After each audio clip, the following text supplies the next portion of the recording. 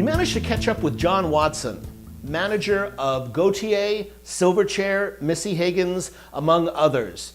John, thank you so much for joining us. No problems. John, how has your role as a manager changed over the years? I think the music business, if you think of it as being like an ecosystem, record companies were sort of the dominant species. They held the most space in the ecosystem. Record companies have shrunk in size and number. They haven't disappeared, but they've reduced in size and number. And so other species have to grow to fill that space. And that places more onus on artists and managers to do a lot of the things that record companies still do, but that record companies particularly used to do. So the days of the artist and manager sitting back and letting the record company handle marketing and promotion are long gone. The artist and manager now need to be doing a lot of that stuff themselves and in a true partnership with record companies. If you sit around waiting for someone else to do it these days, it's just not going to happen. Do artists have a lot more work to do today before getting a manager? Yeah, I think there's a lot more onus on artists to get to first base themselves these days.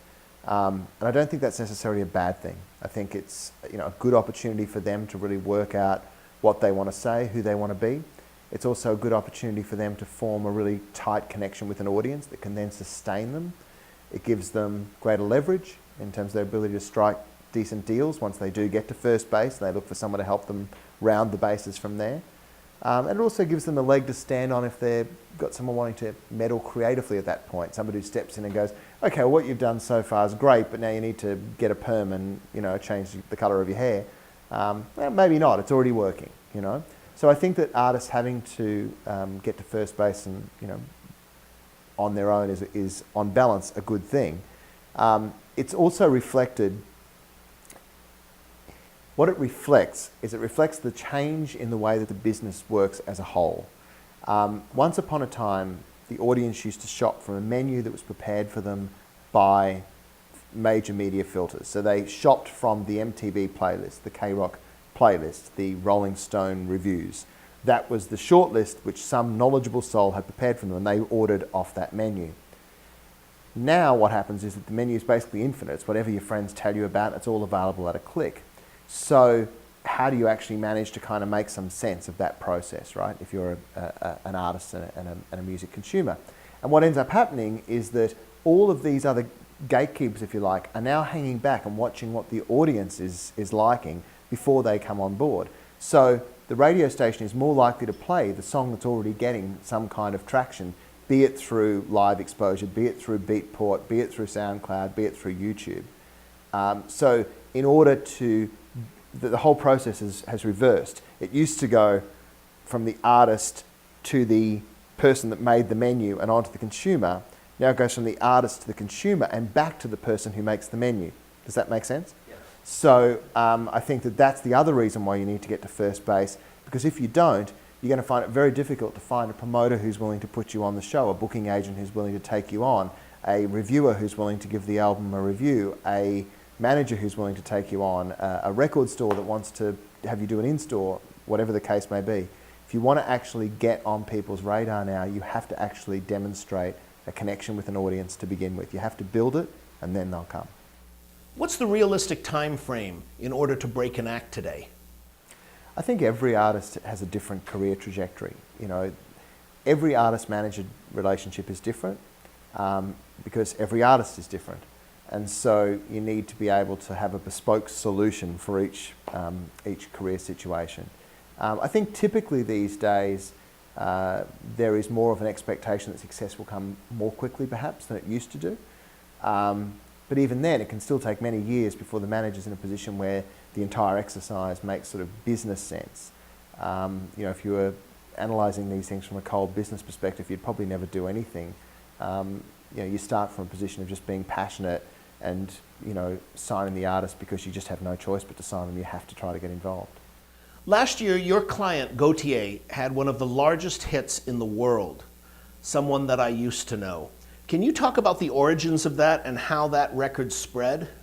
Somebody That I Used to Know is a good example of how new media can be a massive positive for artists. That's a song that in many ways doesn't fit radio formats. It ended up, of course, being played everywhere, but most people when they heard it first said that it needed an edit, that it was going to struggle at commercial radio. We probably thought the same. But what happened was that when the video that Wally made with Natasha Pincus got online, the power of the song combined with the power of the images and the performances of Wally and Kimbra in that clip just really seemed to strike a chord with people. You know, particularly, I think anybody who's ever been jilted in a relationship really enjoyed the moment in where Kimbra steps into the song. That gave it an unbelievably, a great deal of viral power. So through Facebook, through Twitter, through YouTube, people were able to share the music and it spread from there. Now, of course, that gets you to a certain point.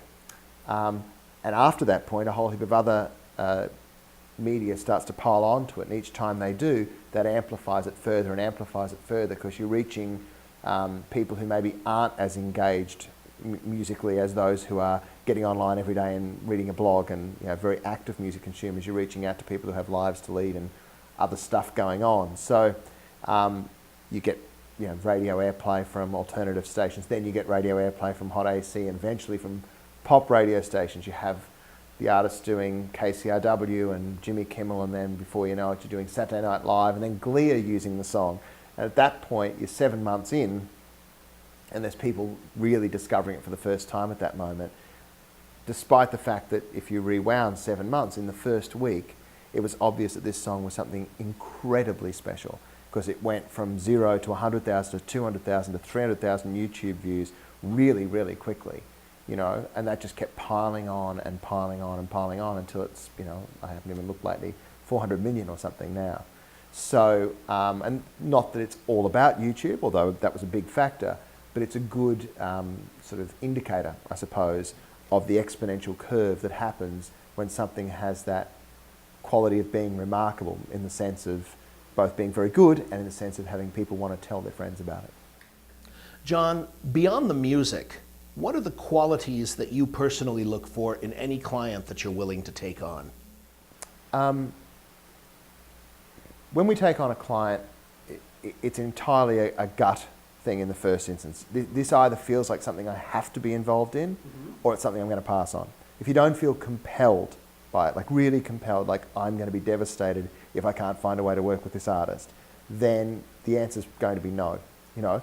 Now, some years ago, I was asked to do a thing at a music conference to flesh that out a little bit, to sort of deconstruct it, I suppose. And so I backwards analysed what is it I'm actually doing when I'm having that gut process. And what I came up with was that there were 8 things I was essentially checking. I wasn't this cold and premeditated about it, but when I sort of stopped and really thought, what am I doing? I'm actually looking for a reason not to do it in one of 8 ways. The first thing I'm looking for are the songs. Are there really, truly great songs here? That's the number one most important thing from my way of thinking. Is there a great voice? Doesn't necessarily have to be, you know, pitch perfect, but does it have character? Does it have, you know, does it strike a chord within you? Is there some kind of instrumental capacity? That's the one that musicians tend to overemphasize, in my opinion. And in some cases it can be important. Eddie Van Halen, Keith Moon. But most times, you know, a basic level of instrumental proficiency is all that's required. You don't actually need to be a virtuoso. The fourth thing is image, which often means sex appeal, but not always. Meatloaf doesn't have sex appeal, but he has image. Iggy Pop arguably doesn't have sex appeal. He certainly has image. So some sort of striking, you know, identity, which brings you to the fifth thing, which is a story. Ideally linked in with all of the above, somewhere that you come from, some interesting thing about your background and you know, how you're making music and what you've got to say. The sixth thing is a drive. That drive can sometimes be reflected in a more careerist kind of way, I suppose, you know, being organised and, you know, really working hard and being willing to get up and do breakfast radio interviews. Other times that drive can be reflected in just being obsessive about, you know, making music and making videos for your music and writing blogs and just expressing yourself and being bubbling over with creativity. That drive is really key now because there's more onus on the artists to do more. And the seventh and eighth things are not really within the artist's control so much, but you do need to be aware of them, and they're luck and timing. So there is always an element of luck. You know, you might get picked up for the iPod ad or you might not.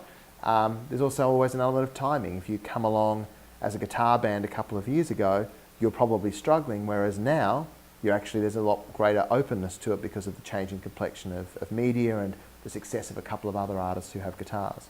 So, but as an artist, you can at least be aware of that so that you don't get discouraged by your bad timing, and also you can take advantage of your good timing. So what I kind of came to realise is that when I'm looking at an artist, I'm kind of quickly running through in a checklist in my mind, looking for are they missing any of those 8 things? If I come up with no, then that's what the gut reaction is. And it's a little bit like winning the lottery, you know. It's very easy to get 5 numbers or 4 numbers out of the 8. You know, do your lottery work that way, where you tick the boxes out of 80? We call it the lotto in Australia. Very easy to get 3 or 4 out of the 8. Pretty hard to get 4 or 5 out of the 8. Almost unprecedented to get 8 out of 8 numbers. That's when you win the big jackpot, right? And so that's the quality you're looking for, where you can say this is a project which has no weaknesses, and therefore it's striking every possible chord within me that I want to be involved.